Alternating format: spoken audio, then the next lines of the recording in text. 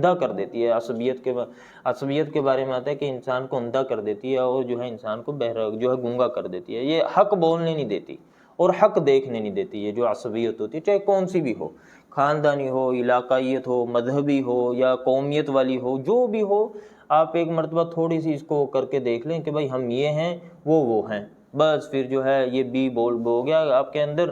آگے اس کا نتیجہ دیکھ لیں کہ بہت برا اس کا نتیجہ نکلتا ہے. ہم سب اللہ تعالیٰ ہم سب کی اس چیز سے حفاظت فرمائے.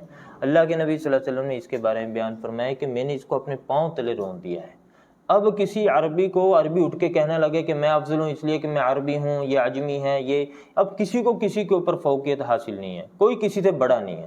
اب اگر کسی کو بڑا بننا ہے تو تقوی اختیار کرو. جو تقوی میں جتنا بڑا ہے، چاہے کوئی بھی ہو، غلام کیوں نہ ہو، حبشی کیوں نہ ہو، نیچے سے نیچے درجے کا کوئی کیوں نہ ہو، سمجھے کہ نہیں، نیچے کے نیچے درجے کا ایسے تو کوئی نہیں ہے، لیکن لوگوں کے ذہن کے اعتبار سے سمجھے نہیں. اس زمانے میں جو ہے حبشہ وغیرہ کا جو علاقہ تھا، ایسے وہاں کے جو غلام زیادہ ہوتے تھے تو اس لیے حبشی وغیرہ کو جو ہے تھوڑا وہ سمجھا جاتا تھا کہ بھائی یہ تو ان کے علاقے میں زیادہ ترقی نہیں ہے ان لوگوں کے علاقے میں.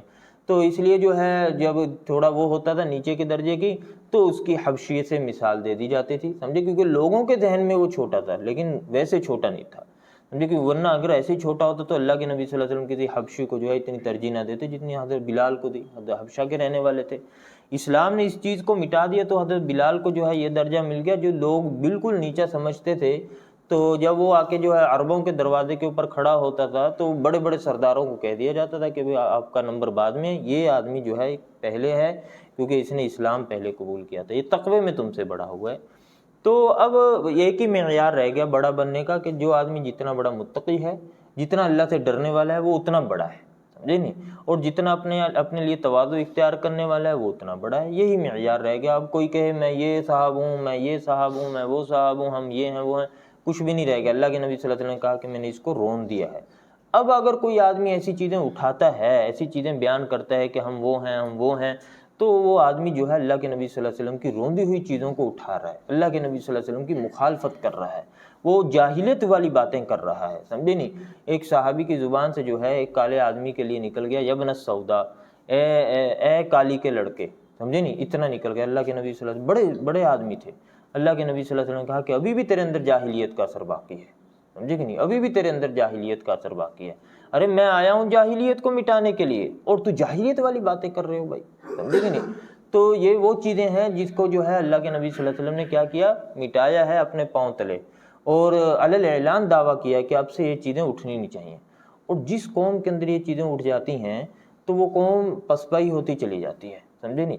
مسلمان جب بڑے ہوئے نا، بڑے بہت بڑے بن گئے، تو مسلمانوں میں کوئی نہ کوئی آ کے دشمن یہ چیزیں اٹھا دیتا تھا، اور جب مسلمان ان چیزوں میں پڑ جاتے تھے تو فوراً مسلمانوں کا زوال شروع ہو جاتا. کوئی بھی قوم ہے، کسی بھی قوم کو جو ہے آپ کو نیچے لانا ہے تو اس میں یہ چیزیں چلا دو یہ چیزیں، سمجھے کہ نہیں، وہ قوم ترقی کر ہی نہیں سکتی، سمجھے.